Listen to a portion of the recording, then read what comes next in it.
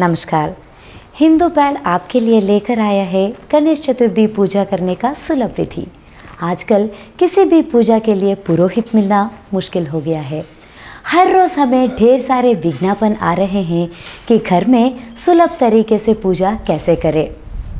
ऐसे ही लाखों भक्तों की इच्छा पूरी करने के लिए हिंदू पैड लेकर आया है आसान तरीके से पूजा करने का विधान। इस वीडियो को शेयर करने से आप भी इस महान धार्मिक कार्य में भाग ले सकते हैं। इस वीडियो में दिए हुए आसान पूजा विधि के अनुसार आप भी अपने घर में गणेश चतुर्थी की पूजा कर सकते हैं। इस गणेश चतुर्थी के शुभ अवसर पर भगवान सिद्धिविनायक आपके सभी मनोकामनाएं पूरी करे और आपके परिवार को ढेर सारा सुख, शांति और संपत्ति दे। धर्मो रक्षति रक्षितः। It means if you protect dharma, dharma protects you. You can also be a part of this noble cause of spreading the fragrance of Hinduism by donating small amount of money. You can donate online through PayPal. The PayPal ID is hindupad@gmail.com and आचमन के साथ पूजा प्रारंभ करें। आचम्य केशवाय स्वाहा, नारायणाय स्वाहा, माधवाय स्वाहा, गोविंदाय नमः। किसी भी पूजा प्रारंभ करने से पहले घंटानाद करना चाहिए।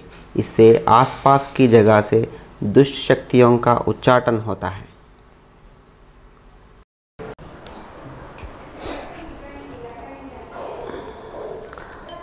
आगमार्धन्तु देवानां गमनार्धन्तु राक्षसां, कुरु घण्टारवं तत्र देवताह्वानलाञ्छनम्। अब दीपाराधना कीजिए। ओम उद्दीप्य स्वजातवेदोपघनं निर्वृतिं मम, पशोगश्च मह्यमावह जीवनं च दिशो दिशा। दीपाराधनमुहूर्तस्य मुहूर्तोऽस्तु। ज्योतिष्मतीं त्वा साधयामि, ज्योतिष्कृतिं त्वा साधयामि, ज्योतिर्विधीं त्वा साधयामि, भास्वतीं त्वा साधयामि, ज्वलन्तीं त्वा साधयामि, मल्मला भवन्तीं त्वा साधयामि, दीप्यमानां त्वा साधयामि, रोचमानां त्वा साधयामि, यजस्रां त्वा साधयामि, बृहज्योतिषन्तीं त्वा साधयामि, बोधयन्तीं त्वा साधयामि। ओम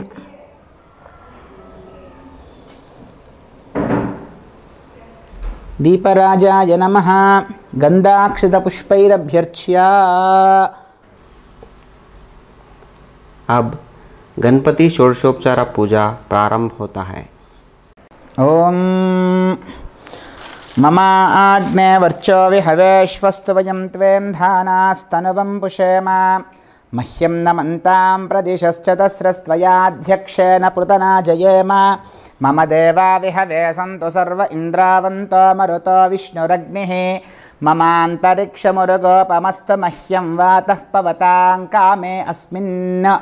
मयि देवाद्रविणमायजन्तां मय्याशीरस्तु मयि दैवहूतिः, दैव्या होतारावनिशन्तपूर्वेरिष्टास्याम तनुवा सुवीराः। मह्यं यजन्तममयानि हव्याकोतिः सत्या मनसो मे अस्तु। येनो मानिगां कतमच्छनाहं विश्वे देवासो अधिवोचता मे। देवी षडुर्वीरुरुणः कृणोत विश्वे देवास इह वीरयध्वम्। माहास्महे प्रजयामातनोभिर्मारधामद्विषते सोमराजन्।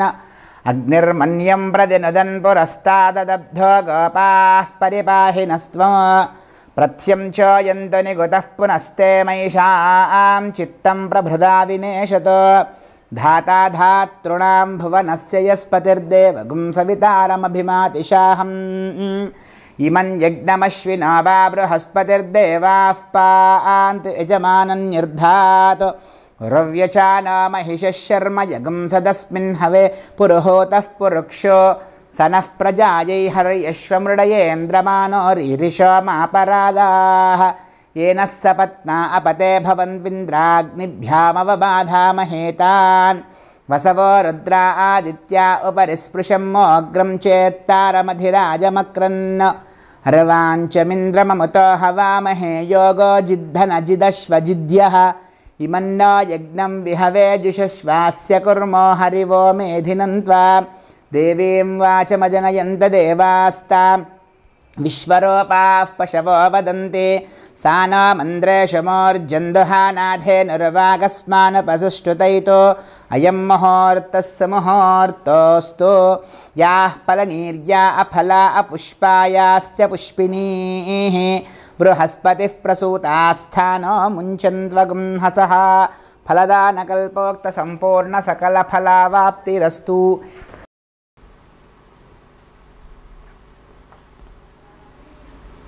फल समर्पण कीजिए।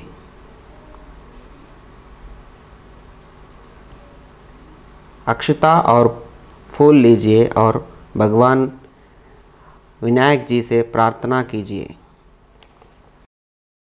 ओम तदेव लग्नं सुदिनं तदेव ताराबलं चन्द्रबलं तदेव विद्याबलं दैवबलं तदेव लक्ष्मीपते तें घृयुगं स्मरामि। यत्र योगेश्वरः कृष्णो यत्र पार्थो धनुर्धरः तत्र श्रेर्विजयो भूते ध्रुवानीतिर्मतिर्मम।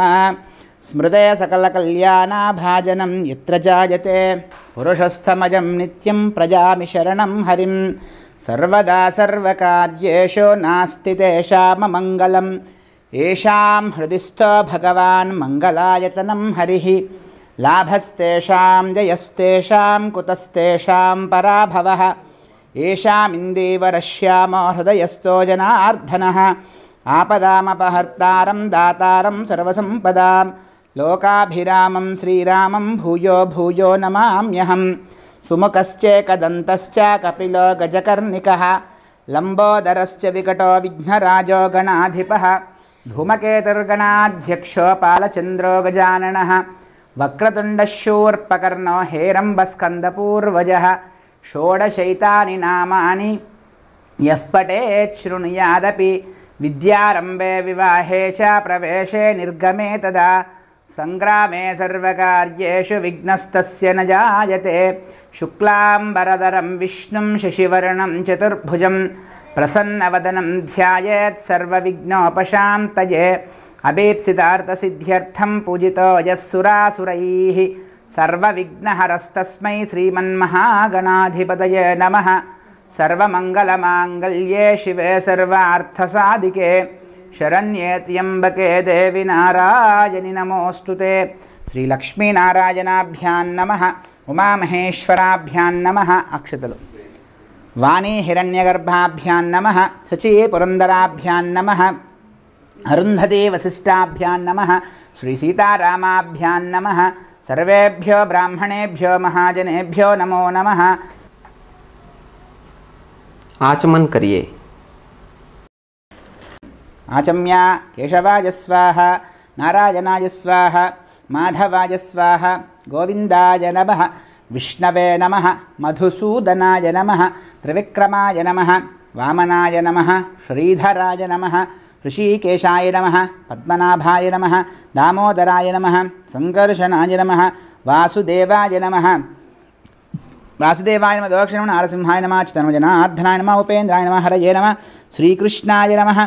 श्रीकृष्णपरब्रह्मणे नमः। श्रीमन्महागणाधिपतिदेवताभ्यो नमः।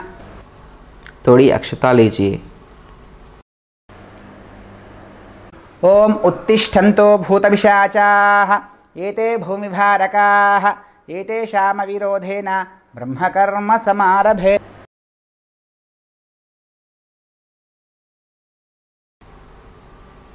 अक्षता को नासिका के पास रख के आपके पीछे फेंक दीजिए।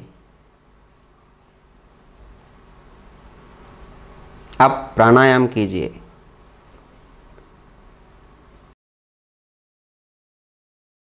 ओम भूः ओम भुवः ओम सुवः ओम महः ओम जनः ओम तपः ओम सत्यं ओम तत्सवितुर्वरेण्यं भर्गो देवस्य धीमहि धियो यो नः प्रचोदयात्।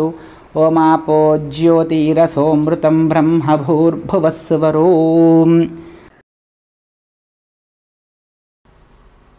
आपके नाम, गोत्र और जगह के नाम बताते हुए संकल्प कीजिए।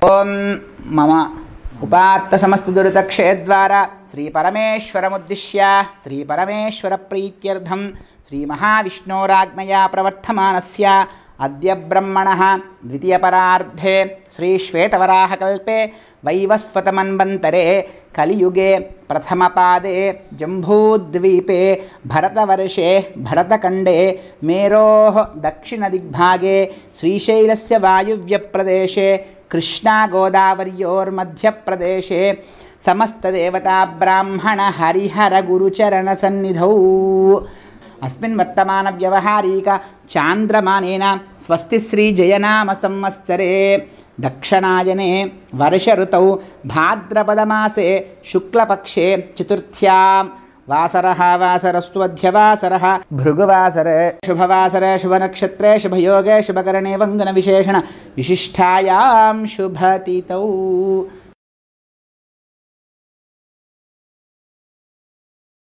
कुटुंबस्य आयुरारोग्य ऐश्वर्याभिवृद्ध्यर्थं भाद्रपद शुद्ध चतुर्थी पर्व दिवसे विनायक नवरात्रि दिवसे प्रथम दिवसे विघ्नेश्वर स्वामी प्राण प्रतिष्ठापन सहित षोडशोपचार पूजनं च महं करिष्ये तदंग कलशाराधनं करिष्ये।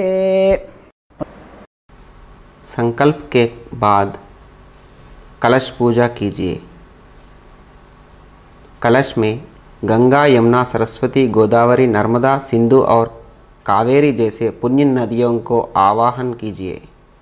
कलशस्य मुखे विष्णु कंठे रुद्रसमाश्रितः मूले तत्र स्थितौ ब्रह्मा मध्ये मातृगणा स्मृताः कुक्षौ तु सागरात् सर्वे सप्तद्वीपा वसुन्धरा अर्ग्वेदो द यजुर्वेदः सामवेदो ह्यदर्वणः अंगैः सहितात् सर्वे कलशाम्बुसमाश्रिताः।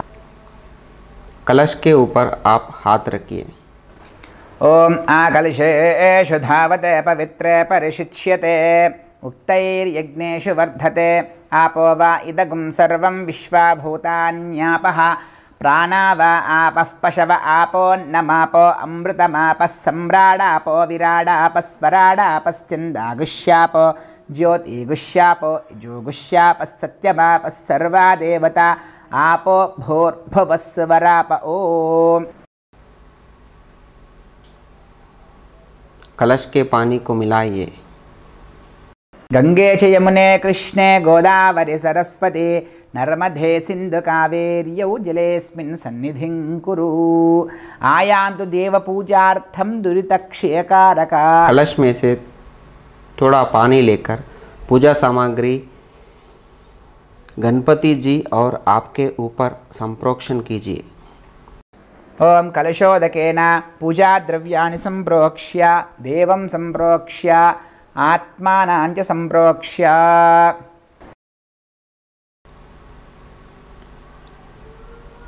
अब प्राण प्रतिष्ठापना कीजिए। ओम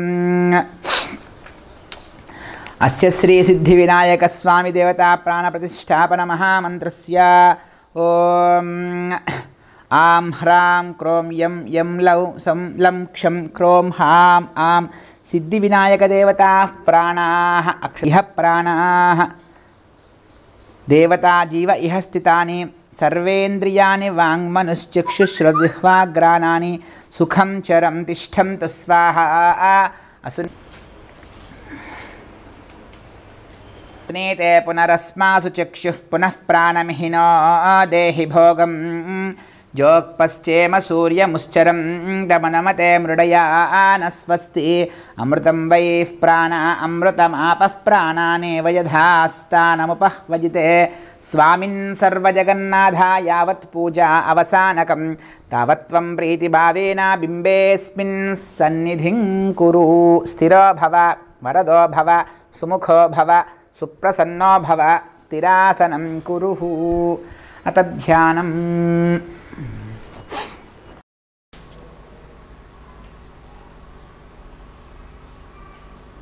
अब अपने हाथ को कंकन बांधिए। ఓం విశ్వేత్తాతే సవనేషు ప్రవాచ్యాయా చ కర్ధమగవన్నింద్రసున్వతే పారావతం యత్పురు సంభృతం వస్వపావృణ శరభాయ ఋషిబంధవే. ఇది भगवान गणपति को भी कंकन बांधिए.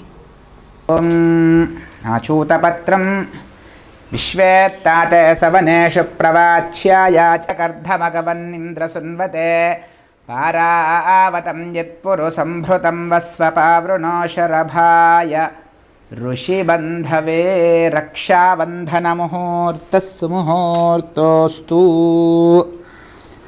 ఏతత్సుముహూర్తకాలే సూర్యాదీనాం నవానాం గ్రహాణాం అత్యంతానుకూల్యతా ఫలసిద్ధిరస్తు.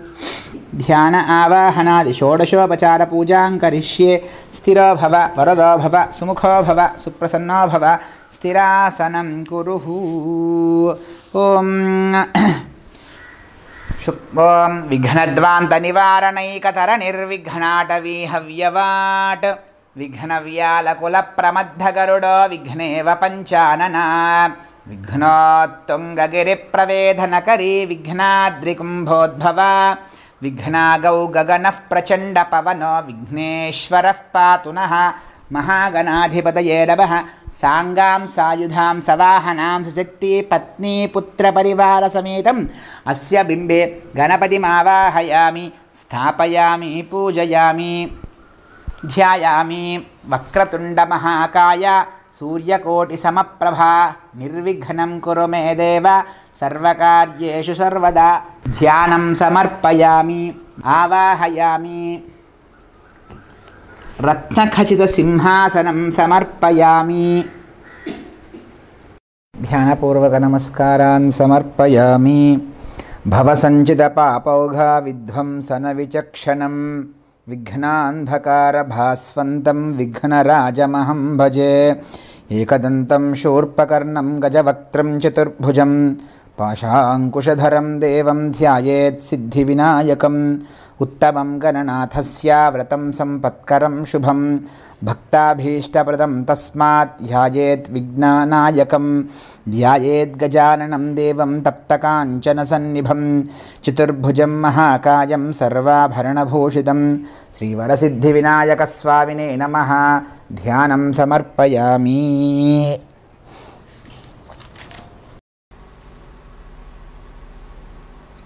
गणपति को शुद्धोदक स्नान और पंचामृत अभिषेक कीजिए. अपोहिष्टामयो भवस्तान ऊर्जे दधातना महेरनाय चिक्षसे. यो वशिवतमो रसः तस्य भाजयते हनः. तस्मा अरङ्गमामवो यस्य क्षयाय जिन्वथा आपो जनयथा चनः. ॐ आप्यायस्व समेतते विश्वतः सोमवृष्णियम् भवावाजस्य संगधे. दधिक्रावन्नाकारिशं जिष्णारस्पश्य वाचिनः. सुरभिना मुकाकरत्प्रण आयोगुंशितारिषत्. पोहिष्टामयो भवस्तान ऊर्जे दधातना महेरन् शुक्रमसि ज्योतिरसि तेजोसि देवो वत्सवितोत्पुना त्वच्छिद्रेण पवित्रेण वसो सूर्यस्य रश्मिभिः. मधुवातारतायते मधुक्षरन्ति सिन्धवः. माध्वीर्णः सन्त्वौषधीः मधुनक्तमुतोषसि मदमत्पार्थिवगुं व्रजः. मधुद्भ्यौरस्तु नः पिता मधुमान्नो वनस्पतिर्मधुमागम् अस्तु सूर्यः. माद्वीर्गावो भवन्तु नः. स्वादुः पवस्व दिव्याय जन्मने. स्वादुरिन्द्राय सुहवीतु नाम्ने. स्वाधुर्मित्राय वरुणाय वाजवे. बृहस्पतये मधुमागम् अदाभ्यः. या फलनीर्या अफला अपुष्पायाश्च पुष्पिणीः. बृहस्पतिः प्रसूतास्थानो मुञ्चन्त्वघुंहसः. वरसिद्धिविनायकस्वामिने नमः. प्रतिमाशोधनं करिष्ये. गजवक्त्र नमस्तेस्तु सर्वाभीष्टप्रदायका. भक्त्या पाद्यं मया दत्तं गृहानद्विरदानव. వరసిద్ధివినాయకస్వామినే నమః. చూపించి అక్కడ వదిలిపెట్టండి. పాదయోపాధ్యం సమర్పయామి. గౌరీపుత్ర నమస్తేస్తు శంకరః ప్రియనందన. గృహానార్ఘ్యం మయా దత్తం గంధపుష్పాక్షతైర్యుతం. మళ్ళీ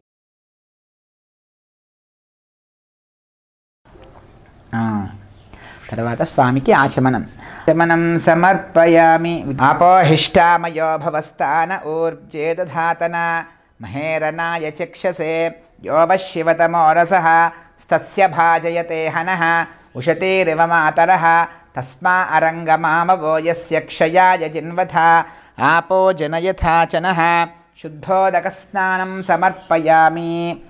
ఆప్యాయస్వ సమేతుతే విశ్వతః సోమవృష్ణియం భవావాజస్య సంగధే. క్షీరేణ స్నపయామి. క్షీరస్నానాంతే దధిస్నానం. దధిక్రావన్నకారిషం జిష్ణోరస్వస్య వాజినః సురభినా ముఖాకరత్ప్రణ ఆయోగుంషితారిషతు. దధ్నా స్నపయామి. ఆ తర్వాత నెయ్యితో. ఓం శుక్రమసే జ్యోతిరసి తేజోసి దేవో వస్సవితోత్పునా త్వచ్ఛిద్రేణ పవిత్రేణ వసో సూర్యస్య రశ్మిభిః. దధ్నా స్నపయామి. మధువాతారతాయతే మధుక్షరంతి సింధవః మాధ్వీర్ణః సంతు ఓషధీః. మధునక్తముతోషసి మధుమత్పార్తివగుం రజః మధుద్ధ్యౌరస్తు నః పితా మధుమాన్నో వనస్పతిర్మధుమాగుం అస్తు సూర్యః. మాద్వీర్గావో భవంతు నః. మధునా స్నపయామి. యాః ఫలనీర్యా అఫలా అపుష్పాయాశ్చ పుష్పిణీః బృహస్పతిః ప్రసూతాస్థానో ముంచన్త్వగుంహసః. ఫలోదకస్నానం సమర్పయామి.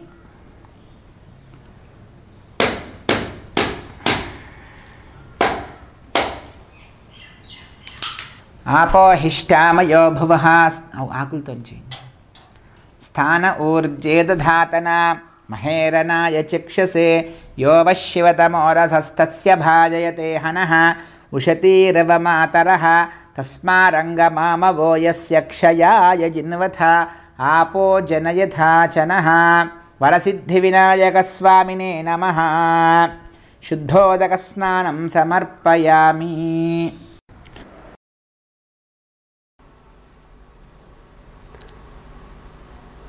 गणपति अथर्व शीर्ष के साथ भगवान को अभिषेक कीजिए. ओम भद्रं कर्णेभिः शृणुयाम देवाः भद्रं पश्येमाक्षभिर्यजत्राः स्थिरैरङ्गैस्तुष्टिवागं स्वस्तनोभिः विषेपदेवहितं यदायुः स्वस्ति न इन्द्रो वृद्धश्रवाः स्वस्ति नः पूषा विश्ववेदाः स्वस्ति नष्टार्क्ष्यो अरिष्टनेमिः स्वस्ति न बृहस्पतिर्दधातु. ओम शांति शांति शांति. हरिः ओम. ओम लं नमस्ते गणपतये त्वमेव प्रत्यक्षं तत्त्वमसि त्वमेव केवलं कर्तासि त्वमेव केवलं धर्तासि त्वमेव केवलं हर्तासि त्वमेव सर्वं खल्विदं ब्रह्मासि त्वं साक्षादात्मासि नित्यम् अतं वच्मि सत्यं वच्मि अवत्वं माम् अववक्तारम् अवश्रोतारम् अवदातारम् अवधातारम् अवानोचानमवशिष्यम् अवपश्चात्तातु अवपुरस्तातु अवोत्तरात्तातु अवदक्षिणात्तातु अवचोर्ध्वात्तातु अवाधरात्तातु सर्वतो मां पाहि पाहि समन्तातु.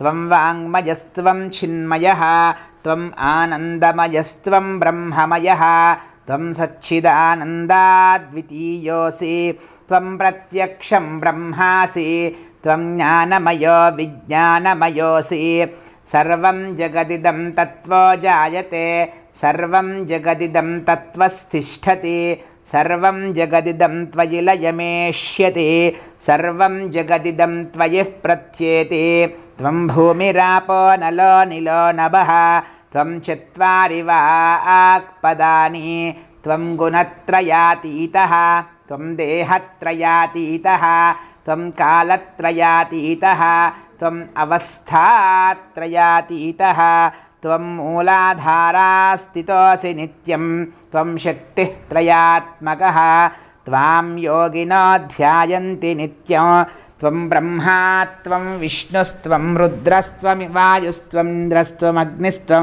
सूर्यस्त्वं चन्द्रमास्त्वं ब्रह्मभूर्भुवस्सुवरो गणादीं पूर्वमुच्चार्य वर्णादीं तदनन्तरम् अनुस्वारः परतरः अर्धेन्दुलसितं तारेण रुद्धम् एतत्तव मनुस्वरूपं नकारः पूर्वरूपम् अकारो मध्यमरूपम् अनुस्वारश्चान्त्यरूपं बिन्दुरुत्तररूपं नादः सन्धानो संहिताः सन्धिः सैषा गणेशविद्या गणकऋषिः निचृद्गायत्रीश्छन्दः श्रीमहागणाधिपतिर्देवता ॐ गं गणपतये नमः एकदन्ताय विद्महे वक्रतुण्डाय धीमहि तन्नो दन्तिः प्रचोदयात् एकदन्तं चतुर्हस्तं पाशमङ्कुशधारिणं रतं च वरदं हस्तैर्बिभ्राणं मूषकध्वजं रक्तं लम्बोदरं शूर्पकर्णकं रक्तवाससं रक्तगन्धानुलिप्ताङ्गं रक्तपुष्पैः सुपूजितं भक्तानुकम्पिनं देवं जगत्कारणमच्युतम् आविर्भूतं च सृष्ट्याधौ प्रकृतेत्पुरुषात् परम् एवं ध्यायति यो नित्यं स योगी योगिनां वरः नमो व्रातपतये नमो गणपतये नमः प्रमथपतये नमस्ते अस्तु लम्बोदराय एकदन्ताय विघ्नविनाशिने शिवसुताय श्रीवरदमूर्तये नमो नमः अमृताभिषेकोऽस्तु सुवर्णाभिषेकोऽस्तु दिव्याभिषेकोऽस्तु महागणाधिपतये नमः शुद्धोदकपञ्चामृतनारिकेलस्नानं समर्पयामि। गणेश जी को वस्त्र और अक्षता समर्पण कीजिए। रक्तवस्त्रद्वयं चारु देवयोग्यं च मङ्गलं शुभप्रदं गृहानत्वं लम्बोदरहरात्मजा ॐ अभिवस्त्रा सुवसनान्यरुषाभिधेनो सुदुघा पूजमानः अभिचन्द्रा भर्तवेन हिरण्याभ्यश्वान् रतिनो देवसोम वस्त्रयुग्मं समर्पयामि। यज्ञोपवीत समर्पण करें। रजतं ब्रह्मसूत्रं च काञ्चनं चोत्तरीयकं गृहान सर्वधर्मज्ञा भक्तानामिष्टदायकम् ॐ यज्ञापवीतं परमं पवित्रं प्रजापतेर्यत्सहजं पुरस्तात् आयुष्यमग्र्यं प्रतिमुञ्च शुभ्रं यज्ञापवीतं बलमस्तु तेजः। फूल के साथ गंधम समर्पण कीजिए। ॐ चन्दनागरुकर्पूरा कस्तूरी कुङ्कुमान्वितं विलेपनं सुरश्रेष्ठप्रीत्यर्थं प्रतिगृह्यताम्। ॐ गन्धद्वारां दुरादर्शां नित्यपुष्टाङ्गरीषिणीम् ईश्वरीं सर्वभूतानां तामिपोहक्वये श्रियं गन्धान्धारयामि। गन्धस्योपरि अलङ्करणार्थं हल्दी और कुंकुम समर्पण करें। अहिरव भोगैः पर्येति बाहुं ज्याया हेतुं परिबाधमानः हस्तघ्ना विश्वावयुनानि विद्वान् पुमान् पुमागुं सम्परिपातु विश्वतः या गङ्गूर्यासिनी वाली या राकाया सरस्वती इन्द्राणी महव ऊतये वरुणानीं स्वस्तये सुमङ्गलीर्यं वधूरिमाहं समेत पश्यता सौभाग्यमस्यै दत्त्वा यादास्तां विपरेतना कुङ्कुमादिसुगन्धपरिमलपटवासद्रव्याणीं समर्पयामि। पुष्पैः पूजयामि। फूलों के साथ भगवान को अंग पूजा कीजिए। ओम गणेशाय नमः पादौ पूजयामि। एकदन्ताय नमः कुल्पौ पूजयामि। ओम शूर्पकर्णाय नमः जानूनि पूजयामि। ओम विघ्नराजाय नमः जङ्घे पूजयामि। ओम अखुवाहनाय नमः ऊरु पूजयामि। ओम हेरम्भाय नमः कटिं पूजयामि। ओम लंबोदराय नमः उदरं पूजयामि। ओम गणनाथाय नमः नाभिं पूजयामि। ओम गणेशाय नमः हृदयं पूजयामि। ओम स्थूलकण्ठाय नमः कण्ठं पूजयामि। ओम स्कन्दाग्रजाय नमः स्कन्दौ पूजयामि। ओम पाशहस्ताय नमः हस्तौ पूजयामि। ओम गजवक्त्राय नमः वक्त्रं पूजयामि। ओम विघ्नहन्त्रे नमः नेत्रे पूजयामि। ओम शूर्पकर्णाय नमः कर्णौ पूजयामि। ओम फालचन्द्राय नमः ललाटं पूजयामि। ओम सर्वेश्वराय नमः शिरः पूजयामि। ओम विघ्नराजाय नमः सर्वाण्यङ्गानि पूजयामि। 21 तरह के पत्रों के साथ 21 पत्र पूजा कीजिए। ओम सुमुखाय नमः माचीपत्रं समर्पयामि। ओम गणाधिपाय नमः बृहतीपत्रं समर्पयामि। ओम उमापुत्राय नमः बिल्वपत्रं समर्पयामि। ओम गजाननाय नमः दुर्वारयुग्मपत्रं समर्पयामि। ओम हरसूनवे नमः दुत्तूरपत्रं पूजयामि। ओम लंबोदराय नमः बदिरीपत्रं पूजयामि। ओम गुहाग्रजाय नमः अपामार्गपत्रं पूजयामि। ओम गजकर्णाय नमः तुलसीपत्रं पूजयामि। ओम एकदन्ताय नमः छूतपत्रं पूजयामि। ओम विकटाय नमः करवीरपत्रं पूजयामि। ओम भिन्नदन्ताय नमः विष्णुक्रान्तपत्रं पूजयामि। ओम वटवे नमः दाडिमीपत्रं पूजयामि। ओम सर्वेश्वराय नमः देवदारुपत्रं पूजयामि। ओम फालचन्द्राय नमः मरुवकपत्रं पूजयामि। ओम हेरम्भाय नमः सिन्धुवारपत्रं पूजयामि। ओम शूर्पकर्णाय नमः जाजीपत्रं पूजयामि। ओम सुराग्रजाय नमः गण्डकीपत्रं पूजयामि। ओम इभवक्त्राय नमः शमीपत्रं पूजयामि। ओम विनायकाय नमः अश्वत्थपत्रं पूजयामि। ओम सुरसेविताय नमः अर्जुनपत्रं पूजयामि। ओम कपिलाय नमः अर्कपत्रं पूजयामि। भगवान को अष्टोत्तर शतनामा पूजा कीजिए। ओम गजाननाय नमः। ओम गणाध्यक्षाय नमः। ओम विघ्नराजाय नमः। ओम विनायकाय नमः। ओम द्वैमातुराय नमः। ओम द्विमुखाय नमः। ओम प्रमुखाय नमः। ओम सुमुखाय नमः। ओम विघ्नकर्त्रे नमः। ओम विघ्नहन्त्रे नमः। ओम विश्वनेत्रे नमः। ओम विराट्पतये नमः। ओम श्रीपतये नमः। ओम वाक्पतये नमः। ओम शृंगारिणे नमः। ओम आश्रितवत्सलाय नमः। ओम मंत्रकृते नमः। ओम चामीकरप्रभाय नमः। ओम सर्वाय नमः। ओम सर्वोपन्यासाय नमः। ओम सर्वकर्त्रे नमः। ओम सर्वनेत्रे नमः। ओम सर्वसिद्धिप्रदाय नमः। ओम सर्वसिद्धये नमः। ओम पंचहस्ताय नमः। ओम पार्वतीनंदनाय नमः। ओम प्रभवे नमः। ओम कुमारगुरवे नमः। ओम सुरारिघ्नाय नमः। ओम कृतिने नमः। ओम सुप्रदीपाय नमः। ओम सुखनिदये नमः। ओम सुराध्यक्षाय नमः। ओम मंगलस्वरूपाय नमः। ओम प्रमदाय नमः। ओम प्रथमाय नमः। ओम प्राज्ञाय नमः। ओम मान्याय नमः। ओम महाकालाय नमः। ओम महाबलाय नमः। ओम हेरम्बाय नमः। ओम लंबजठराय नमः।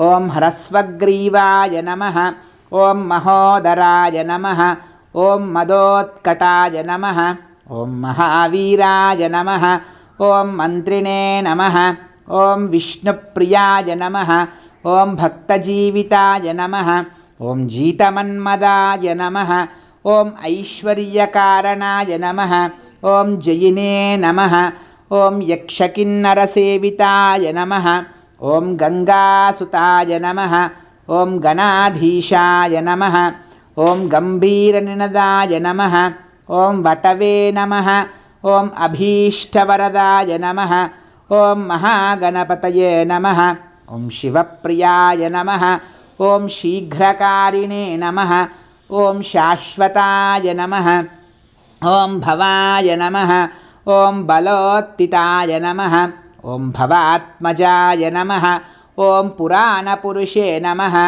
ॐ पूष्णे नमः ॐ पुष्करोक्षिप्तवारिणे नमः ॐ अग्रगण्याय नमः ॐ अग्रपूज्याय नमः ॐ भक्तनिधये नमः भावगम्याय नमः ॐ जिष्णवे नमः ॐ सहिष्णवे नमः ॐ सथोत्थिताय नमः ॐ विघ्नान्तकारिणे नमः ॐ विश्वदृशे नमः ॐ विश्वरक्षाकृते नमः ॐ कल्याणगुरवे नमः ॐ उन्मत्तवेशाय नमः ॐ सर्वैश्वर्यप्रदाय नमः ॐ अक्रान्तचितचित्प्रभवे नमः ॐ मणिकिङ्खिनिमेकलाय नमः ॐ समस्तदेवतामूर्तये नमः ॐ अक्षोभ्याय नमः ॐ कुञ्जरासुरभञ्जनाय नमः ॐ प्रमोदाय नमः ॐ मोदकप्रियाय नमः ॐ कान्तिमते नमः ॐ धृतिमते नमः ॐ कामिने नमः ॐ कपित्तपनसप्रियाय नमः ॐ ब्रह्मचारिणे नमः ॐ ब्रह्मरूपिणे नमः ॐ ज्योतिषे नमः ॐ ब्रह्मविद्यादानभुवे नमः ॐ मङ्गलप्रदाय नमः ॐ अव्यक्ताय नमः ॐ अप्राकृतपराक्रमाय नमः ॐ सत्यधर्मिणे नमः ॐ सख्यै नमः ॐ संसाराम्बुनिधये नमः ॐ महेशाय नमः ॐ दिव्याङ्गाय नमः ॐ परजिते नमः ॐ समस्तजगदाधराय नमः ॐ श्रीविघ्नेश्वराय नमः नानाविधपरिमलपत्रपुष्प अक्षतान् समर्पयामि। अब दुर्वायुग्म पूजा कीजिए। गणाधिपाय नमः ॐ अघनाशनाय नमः ॐ ईशपुत्राय नमः ॐ एकदन्ताय नमः ॐ मूषिकवाहनाय नमः ॐ उमापुत्राय नमः ॐ विनायकाय नमः ॐ सर्वसिद्धिप्रदाय नमः ॐ इभवक्त्राय नमः ॐ कुमारगुरवे नमः ॐ वरसिद्धिविनायकस्वामिने नमः दुर्वारयुग्मपत्रां पूजयामि। भगवान को अगरबत्ती अर्पण कीजिए। ॐ वनस्पतिर्भवैर्दिव्यैर्नानागन्धैः सुसंयुतः आघ्रेयः सर्वदेवानां धूपोऽयं प्रतिगृह्यताम्। दशाङ्गं गुग्गुलोपेतं छन्दनागरुसंयुतम् उमासुतं नमस्तुभ्यं गृहाण वरदो भव।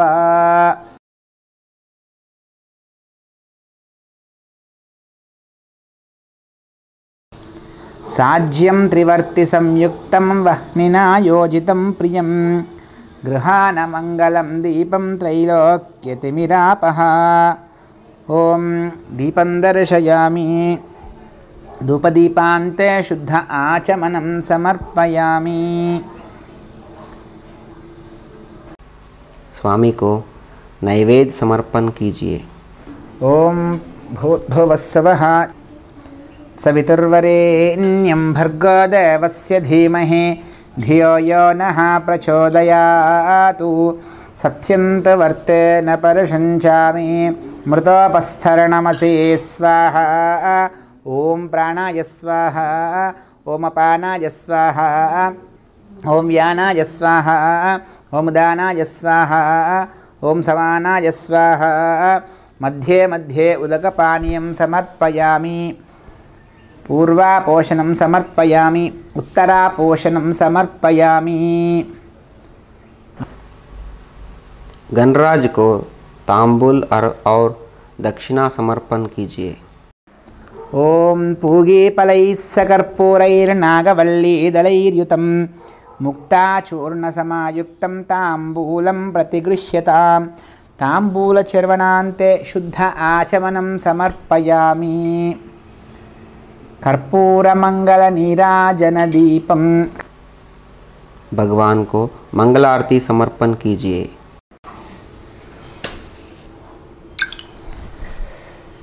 घृतावर्तिसहस्रैश्च कर्पूरशकलैस्तथा नीराजनं मया दत्तं गृहाण वरदो भव.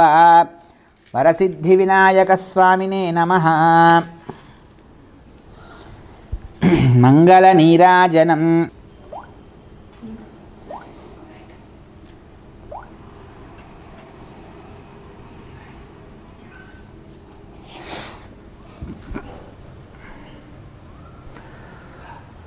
ఓం జయ భవాని శంకరాయ చంద్రమౌళిః కృతాంత భయ నివారణాయ మాం పాహి మంగళం. జయ భవాని శంకరాయ చంద్రమౌళిః కృతాంత భయ నివారణాయ మాం పాహి మంగళం. జయ జయ భవాని శంకరాయ చంద్రమౌళిః కృతాంత భయ నివారణాయ మాం పాహి మంగళం. అష్టమూర్తయే భుజంగహారమకుటశోభితాయ దుష్టదానవారణాయ శిష్టమంగళం. జయ జయ భవాని శంకరాయ చంద్రమౌళిః కృతాంత భయ నివారణాయ మాం పాహి మంగళం. వామదేవాయ పంచవదన కమలశోభితాయ సోమసూర్యాగ్నినేత్రశుభదమంగళం. జయ జయ భవాని శంకరాయ చంద్రమౌళిః కృతాంత భయ నివారణాయ మాం పాహి మంగళం. పరమహంస సారంగపానయే దిగంబరాయ నిరతిశయ నందరూప నిత్యమంగళం. జయ జయ భవాని శంకరాయ చంద్రమౌళిః కృతాంత భయ నివారణాయ మాం పాహి మంగళం. భూతనాద మంత్రకూటపురజనావాశ్రితాయ గౌతమీ తీరవాస కలయ మంగళం. జయ జయ భవాని శంకరాయ చంద్రమౌళిః కృతాంత భయ నివారణాయ మాం పాహి మంగళం. జయ జయ భవాని శంకరాయ చంద్రమౌళిః కృతాంత భయ నివారణాయ మాం పాహి మంగళం. మంగళనీరాజనదీపం దర్శయామి. गणेश जी को कपूर आरती अर्पण कीजिए.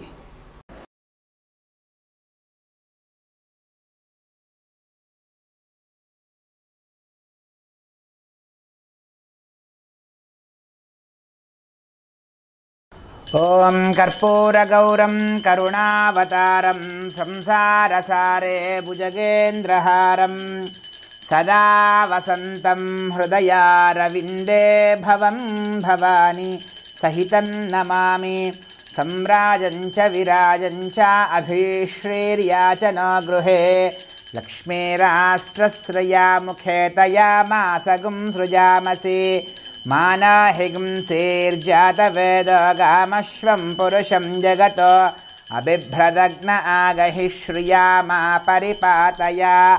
నీరాజనాంతే శుద్ధ ఆచమనం సమర్పయామి.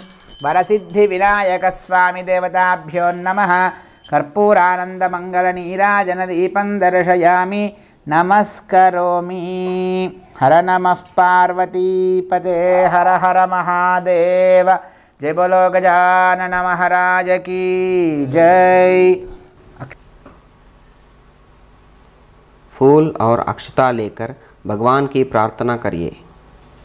मंत्रपुष्पं धाता पुरस्ताद्यमुदा जहार शक्रप्रविद्वान् प्रदिशश्चतस्रः त्वमेवं विद्वानमृत इह भवति नान्यः पन्था अयनाय विद्यते सहस्रशीर्षं देवं विश्वाक्षं विश्वशम्भवं विश्वन्नारायणं देवमक्षरं परमं पदं विश्वतः परमान्नित्यं विश्वन्नारायणगुं हरिं विश्वमेवेदगुं पुरुषस्तद्विश्वमुपजीवते पतिं विश्वस्यात्मेश्वरगुं शाश्वतगुं शिवमच्युतं नारायणं महाज्ञेयं विश्वात्मानं परायणं नारायणपरो ज्योतिरात्मा नारायणः परः नारायणपरं ब्रह्म तत्त्वन्नारायणः परः नारायणपरो ध्याता ध्यानं नारायणः परः यश्च किञ्चित् जगत्सर्वं दृश्यते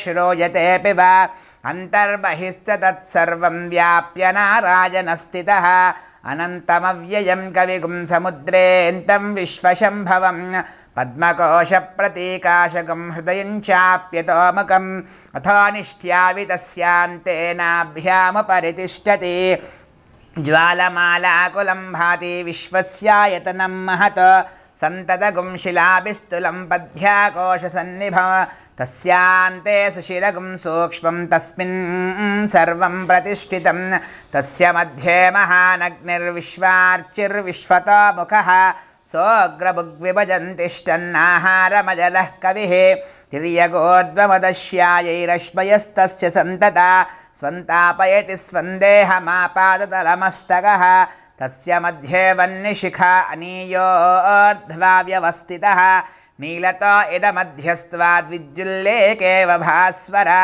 नीवारशोकवत्तन्वी पीताभास्वस्य नोपमा तस्या शिखाया मध्ये परमात्मा व्यवस्थितः सब्रह्मः स शिवः स हरिः सेन्द्रः सोऽक्षरः परमस्वराट् ॐ तद्ब्रह्मा ॐ तद्वायुः ॐ तदात्मा ॐ तत्सत्यं ॐ तत्सर्वं ॐ तत्पुरोर्नमः अन्तश्चरति भूतेषु गुहायां विश्वमूर्तिषु त्वं यज्ञस्त्वं वषट्कारस्त्वमिन्द्रस्त्वं रुद्रस्त्वं विष्णुस्त्वं ब्रह्मत्वं प्रजापतिः त्वं तदाप आपो ज्योतिरसोऽमृतं ब्रह्म भूर्भुवस्सुवरो राजाधिराजाय प्रसंयस्याहिने नमो वयं वै श्रवणाय कुर्महे स्वमे कामान् कामकामाय मह्यं कामेश्वरो वै श्रवणो दधातु कुबेराय वै श्रवणाय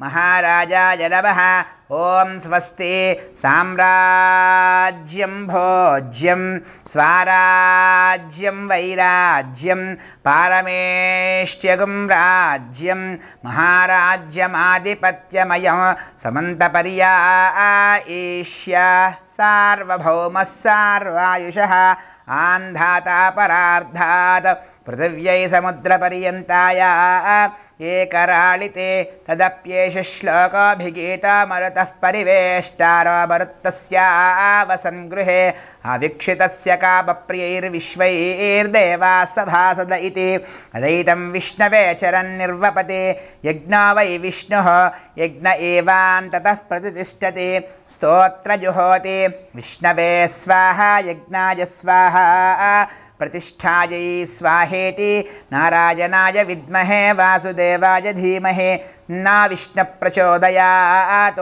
महादेव्यै च विद्महे विष्णुपत्न्यै च धीमहि तन्नो लक्ष्मी प्रचोदयात् तत्पुरुषाय विद्महे महादेवाय धीमहि तन्नो रुद्रः प्रचोदयात् तत्पुरुषाय विद्महे वक्रतुण्डाय धीमहि तन्नो दन्तिः प्रचोदयात् तत्पुरुषाय विद्महे चक्रतुण्डाय धीमहि तन्नो नन्दिः प्रचोदयात् तत्पुरुषाय विद्महे सुवर्णपक्षाय धीमहि तन्नो गरुडः प्रचोदयात् कात्यायनाय विद्महे कन्याकुमारी धीमहि तन्नो दुर्गिः प्रचोदयात् वेदात्मनाय विद्महे हिरण्यगर्भाय धीमहि तन्नो ब्रह्म प्रचोदयात् वाग्देव्यै च विद्महे सर्वसिद्ध्यै च धीमहि तन्नो वाणी प्रचोदयात् हंसाय विद्महे परमहंसाय धीमहि तन्नो हंस प्रचोदयात् तत्पुरुषाय विद्महे महासेनाय धीमहि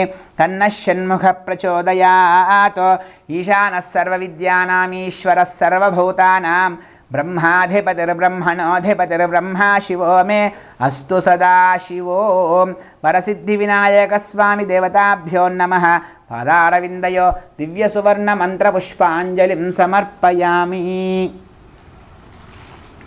प्रदक्षिण गणपति को प्रदक्षिण नमस्कार समर्पण करें। यानि कानि च पापानि जन्मान्तरकृतानि च तानि तानि प्रणश्यन्ते प्रदक्षिणपते पते पापोऽहं पापकर्माहं पापात्मा पापसम्भवा त्राहि मां कृपया देवा शरणागतवत्सल अन्यथा शरणं नास्ति त्वमेव शरणं मम तस्मात् कारुण्यभावेन रक्ष रक्ष जनार्दन प्रदक्षिणत्रय नमस्कारान् समर्पयामि।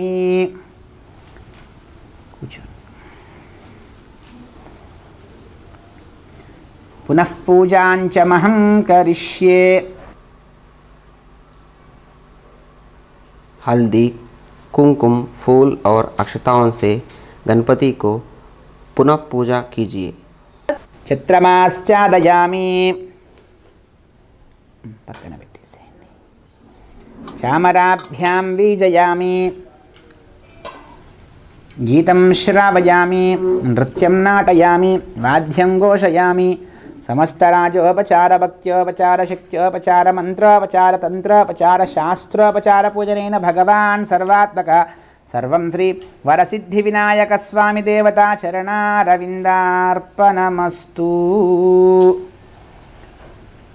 यस्य स्मृत्या च नामोक्त्या तपः पूजां क्रियादिशो न्यूनं सम्पूर्णतां याति सद्यो वन्दे तमच्युतं मन्त्रहीनं क्रियाहीनं भक्तिहीनं जनार्दन यत्पूजितं मया देव परिपूर्णं तदस्तु ते अनया ध्यानावाहनादि षोडशोपचार पूजनेन भगवान् सर्वात्मक सर्वं श्री वरसिद्धिविनायक स्वामी देवता चरणारविन्दार्पणमस्तु।